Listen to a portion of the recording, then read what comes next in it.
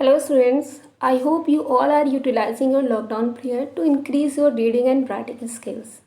So today we will discuss about chapter 3, that is fiber to fabrics.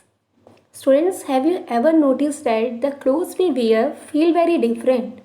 Some are soft, some are coarse and some are silky. Also we wear different clothes in different seasons. Clothes cover our body and protect us from weather conditions, insect bites, and of course, they make us smart and presentable too. So, in this chapter, let us learn about how different types of clothes are made. So, take a view on the topics we will cover in this chapter. First is history of clothing, then fibers, variety of fabrics, plant fibers, spinning cotton yarn, animal fibers, and synthetic fibers. Now first is history of clothing. See, two diagram is here. First shows the ancient days clothing and second one shows the modern days clothing. So in ancient days, people used big leaves of trees, bark of trees, animal skin, etc. to cover their body. When man began to settle down in communities, he began to tie together twigs, grass leaves, animal skin, fur, etc. into mats and clothes. They simply wrapped these fabric around their body because they didn't know stitching. Later on, when needle was invented, people started stitching these fabric into different shape to suit their body and thus clothes evolved. Now as we know that we have a variety of clothing choices for both men and women. They are very varied in choices, colors, design, etc. In fact, we have moved from simple clothing to fashionable clothing. Now start with fibers, yarn and fabric. See this diagram. First one shows the fabric. Fabric refers for clothes. Then yarns and then fiber. A fabric is any material of cloth that we use like cotton, jute, wool, silk, nylon, etc. A fabric is made up of fine threads called yarn. Yarn is a continuous strand of twisting thread used for knitting or weaving. So when you untwist a yarn to loosen it, we see that it is made up of multiple thin hair-like strands called fibers. Therefore, according to this process diagram, we can say that fabric is made of yarn and a yarn is in turn made of fibers. Now, types of fibers. There are predominantly two types of fibers, natural fibers and synthetic fibers. Cotton, jute, wool, flax, core, silk are the example of natural fibers, and nylon, polyester, acrylic and rayon are considered in synthetic fibers. Let us discuss each one by one. First is natural fibers. See the diagram of natural fibers. First one shows for sheep. We get wool from fleece of the sheep or goat. Second one is for cotton. Third is nylon that we get from flax. And last one shows the silkworm or cocoon. From this we obtain the silk. Now natural fibers are the fibers which are obtained from plant or animals. Like jute and cotton is obtained from plants. Wool is obtained from fleece of sheep or goat. And silk is obtained from the cocoon of silkworm. Now synthetic fibers. Fiber is made from chemical substance which are not obtained from plants or animal sources. Means directly not obtained from plants or animal sources. It is made by man from chemicals like petroleum. Example nylon, rayon, polyester and acrylic. Okay, among all natural fibers, first of all, let's talk about cotton. It grown in fields in regions which are usually warm and have black soil. In India, it is grown in Punjab, Haryana, Gujarat and Rajasthan. Now, see the processing of cotton. How we obtain cotton. Cotton is obtained from cotton plant, from cotton bolls They are the fruit of the cotton plants. Fruit of the cotton plants are known as bolls. Okay. When you open these cotton bolls, you see that seeds are present with cotton that we have to remove, and this process is known as ginning. Means ginning is the process of removing seeds from cotton. Now cottons are made up of thin filaments known as lint. So these lints are finely pressed. This process is baling and bales are made, reels. Now the question is, what is the need to press cotton? Obviously it is basically done to reduce the volume of cotton so that the transportation becomes easy. Now the bundles of cottons are transported to factories where yarns are produced. And as we know that yarn is basically the thread. Now cotton is used to manufacture cotton textile. It is used as filler in pillows, mattresses, and it is also used for making surgical bandages. Now with this diagram, what we had done in processing of cotton. First see, we pick the cotton from the field, then remove the seeds by the process of ginning, then press it to cotton to make yarn. Okay, now these yarn we will use to make fabric. Next natural fiber is jute. Stem of the jute plant is used to derive jute fibers, and it grown mostly in West Bengal, Bihar and Assam, and it grown during rainy season. So basically it is a crop that required a lot of water. See the processing of jute with the help of this diagram. Jute plant is harvested along the lines with when it is in its flowering stage. Harvested means this jute crop have to cut off and actually used to make fibers. So these harvested stem is basically soaked in water for a few days. So now tell me what happened when we soak anything in water for a few days. It basically start rot, right? So when the stem rot and are separated by hands to make the fibers. And we use jute to make ropes, mats, bags and sacks. Next fiber is flax. Flax fibers are the stem of flax plant are woven into linen. Linen is the type of fabric. It is used for tablecloth, napkins, dish towels, etc.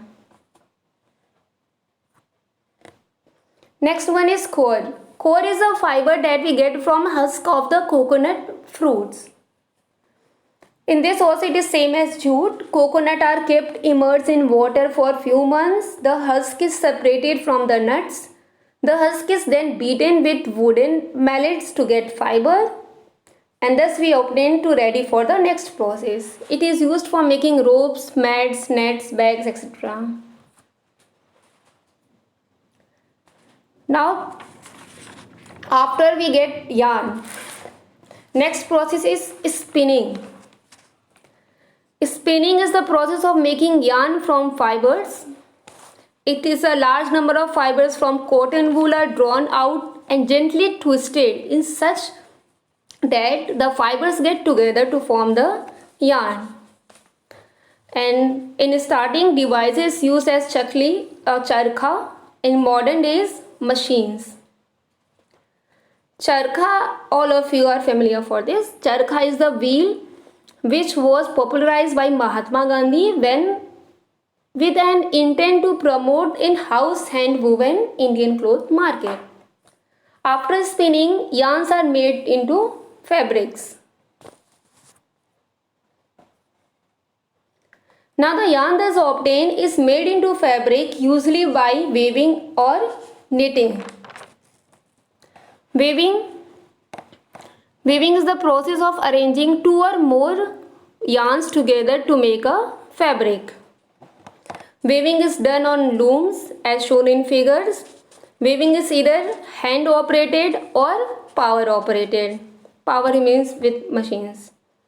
And knitting is the process of getting a single yarn together to form a fabric. It is mostly used for woolen wear, and this is mostly done manually or sometimes using machines. Now, what is the basic difference between weaving and knitting? In weaving, there are kind of interlocking between two fibers or yarns, whereas in knitting, you have a single yarn to make the fabric. For example, sweater that we had made by knitting, once you pulled a single thread, the whole sweater will open out. Clear? Now let's come to the next topic, fibers that we obtain from animal sources. First is wool. Wool is the fiber that comes from fleece of sheep and some other animals like goat, rabbit. Wool absorbs moisture and retain heat. We wear woolen clothes in winter because air is a poor conductor of heat, and woolen clothes do not allow the transfer of body heat to the environment and thus keep us warm. And we use woolen fabric for making coats, sweaters, gloves, etc. Now see the processing. First one is shearing. Shearing, the process of removal of wool from the sheep skin. How we done this? Sheep shears remove the fleece in one piece so the various parts can be easily identified for sorting and grading. Fleece from different parts of the sheep vary in qualities. For example, the best quality wool is obtained from the shoulder and sides of the sheep. Next process is grading. Grading means worker remove any stain, damage or inferior wool from each fleece and sort the rest wool according to the quality of fibers. And in this, white wool is most desirable because it can be given in any color of choice. Now next is carding. The wool is scoured with detergent to remove the yolk, dust and sand. And after this, it is passed through a roller that have thin wire teeth, and it arranges the fibers into a flat sheet called web.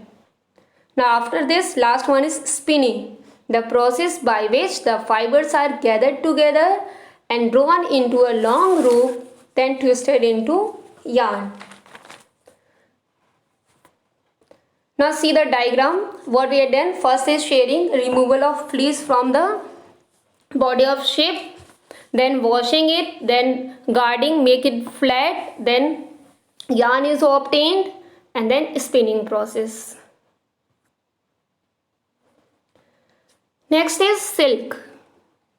Silk, we get silk from the cocoons of caterpillar called silkworm, and the highest quality silk is produced by the caterpillar of moth is called Bombyx mori.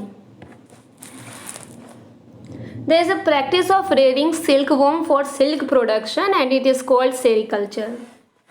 So, okay, what we had done in this processing of silk. A female Bombyx mori lays from 300 to 500 eggs. The moth dies soon after it lays its egg. So about 20 days later, when the egg hatch into tiny silkworm, at first, the silkworm have enormous appetite, so they eat almost continuously. The farmers supply them with fresh mulberry leaves every 2 or 3 hours. So when a fully grown silkworm stops eating and is ready to spin its cocoon and outer wrapping, the worm spins a net or web to hold itself to a twig or stem. Then it forms a cocoon which is silk. Now after about 2-3 days of spinning, the cocoon is completed. Now here the next process is when the cocoon is completed, the worm then changes into pupa, which is the third stage of its life cycle. So that when pupa change into a moth, it brush the cocoon and break the long thread into many short. So for this reason, farmers allow only a small percentage of pupas to develop into moths. Okay. After the pupa have been killed, the workers reel a long delicate thread of cocoon. Later the silk is removed from the reel and twisted in small coil bundles. See the diagram of silk cycle.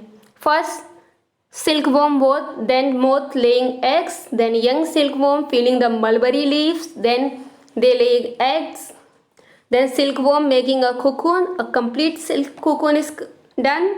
Now sprout of silk threads are made and then finish with silk cloth. Now next topic is synthetic fibers. They are prepared from natural substance or by combining two or more chemical compounds. Example of these are polyester, nylon, acrylic, and they are also known as artificial fibers because they are man-made, and artificial fibers are stronger than the natural fibers. Here are some example of synthetic fibers. First is nylon. Property of nylon fibers are it is light-weighted and strong. So it is used to make carpets, ropes and tires. Second is polyester fiber. It is durable and quickly regain its shape after being stretched or wrinkled. So it is used in clothing and bedding. Next is acrylic fiber. It is soft and durable and it is mostly used in clothing, especially in sweaters. And last one is rayon and is produced from wood pulp or cotton. It is used for making clothes or decorating fabrics. That's all about this chapter. Thank you students. I hope this video will help you to understand this chapter in better way. If you have any doubt, you can ask in comment section. Thank you.